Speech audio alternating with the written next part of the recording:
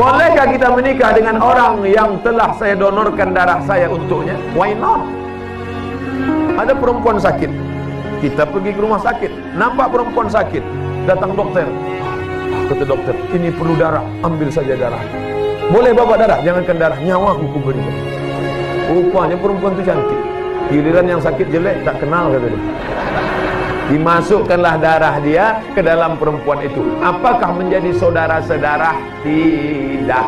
Makna saudara-saudara bukan itu artinya. Saudara-saudara seibu, seayah, seayah, seibu, seibu, seayah, atau sesusuan. Kita menyusu kepada emak dia waktu dulu sama-sama kecil, maka kita saudara-saudara sesusuan dengan syarat 5 kali kenyang. 5 kali kenyang. Maka ibu-ibu yang punya anak, hati-hati, jangan nampak anak kecil susukan, nampak anak kecil susukan, nanti anak itu setelah besar nanti menjadi saudara-saudara dengan anak kita. Hati-hati, waspada. Ada seorang bidan, orangnya rajin. Ada ibu-ibu yang melahirkan anak, diambilnya susu ibu itu banyak-banyak, lalu dimasukkannya ke botol, dikasihkannya ke anak-anak yang ada di situ. Suaminya lapor ke saya, itu perbuatan batil. Orang tak berilmu tak bisa membedakan mana betul, mana batil, mana betul, mana betul, mana betul, mana batil. Orang tak berilmu tak bisa membedakan mana hak, mana hak, mana hak, mana hoax.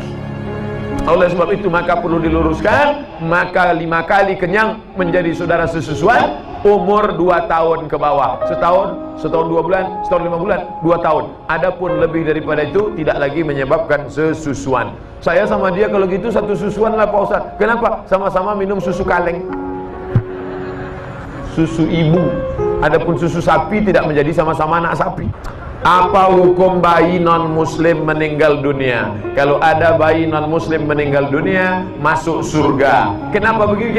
Karena bayi kecil itu sudah Islam sebelum masuk ke dalam rahim perut ibunya. Loh, dia Islamnya di mana? Dulu di alam arwah. Sebelum masuk ke dalam perut emaknya, dia sudah Islam. Dikumpulkan Allah semua roh. Belum ada kuku, belum ada bulu, belum ada darah, belum ada tulang, belum ada sumsum. Semuanya ditanya Allah Ta'ala, Alastu bi rabbikum, bukankah aku ni Tuhan kamu? Semuanya waktu itu menjawab, Bala syahidna, ya, engkau adalah Tuhan kami. Maka kita sudah bersaksi sebelum masuk ke dalam perut ibu kita. Setelah itu kita pun proses dalam kandungan 40 hari dalam bentuk darah, 40 hari dalam bentuk air sperma, 40 hari dalam bentuk darah, 40 hari dalam bentuk daging, 40 hari, 40 hari, 40 hari, 120 hari. Kemudian datang malaikat membawa roh yang sudah ready Islam tadi masuk ke dalam perut. Kebetulan saya masuk ke dalam perut mak saya orang Melayu, saya pun jadi orang Melayu. Kebetulan bapak masuk ke dalam perut orang Batak, lahir menjadi orang Batak. Alak ita sesudina, oh dong masudin. Kebetulan masuk dalam perut orang Jawa, bapaknya pun bertanya, "Pripun kapari api wis perempuan dina ora teko kene?" Kebetulan masuk dalam perut orang Minangkabau, "Baka kini di mati enggak di padang banyak kubuah, oh balanci-lancian air rumahnya di rumah awak." Kebetulan masuk ke dalam perut orang barat Eropa, lahir ke dunia, bapaknya tak menjawab dengan azan, tapi disambutnya, "Wow, amazing." Itu bukan pilihan kita. Itu Allah yang menyuruh malaikat, "Hai malaikat, kau bawa dia ke perut orang Melayu, kau bawa dia ke perut orang Indonesia, kau bawa dia ke perut orang Afrika, kau bawa dia ke perut orang Cina." Maka tak boleh kita ejek orang karena sukunya. "Hei Cina," tak boleh. "Hei Batak," tak boleh. "Hei Jawa," tak boleh. Kenapa? Karena itu bukan kemauan dia. Malaikat tidak pernah bawa kertas multiple choice. Kau mau jadi apa? A. Arab, B. Batak, C. Cina.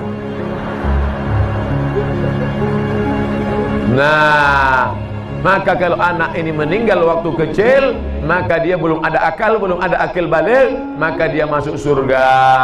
Tapi kalau dia sudah berakal, afala taqilun? Kenapa kau tak berpikir? Masuk ke dalam perut orang Tapanuli Utara, non muslim, tapi kemudian dia mencari, akhirnya dia masuk Islam, jadi ustadz di Jakarta. Itulah namanya Ustadz Nababan. Itulah ustadz yang namanya bisa dibaca dari kiri, bisa dari kanan, Nababan. Masuk ke dalam perut orang Sulawesi Utara, non muslim, menjadi pendeta, doktor, menjadi rektor sekolah teologi, mencari, masuk Islam. Itulah dia Ustadz Yahya Walone. Masuk ke dalam perut orang Cina dari Sumatera Selatan, Palembang, tapi akhirnya dia mencari, berdebat selama 9 jam, akhirnya dapat hidayah, masuk Islam. Itulah dia jadi Ustadz Felix Xiao Haya Cincai. Mudah-mudahan anak-anak kita akidahnya kuat karena dia tinggal di Aceh Tamiang. Amin. Masyarakatnya agamis religius. Amin. Dan banyak pula pondok pesantren tahfiz Quran. Jangan sampai ayam mati di lumbung padi. Kenapa? Karena tidak diberikan sekolah agama yang baik. Bengkak biji mata ibu tu gara-gara melepas anak. Kami, saya dengan Ustaz Fadil Rahmi 4 tahun di Mesir tak pernah pulang. Dari Aceh ke Mesir, dari Riau ke Mesir, berapa negara itu panjang. Ini ada ibu-ibu mau nangis. Anak ibu sekolah di mana? Di Banda Aceh. La ilaha illallah. Kami 4 tahun tak jumpa orang tua kami.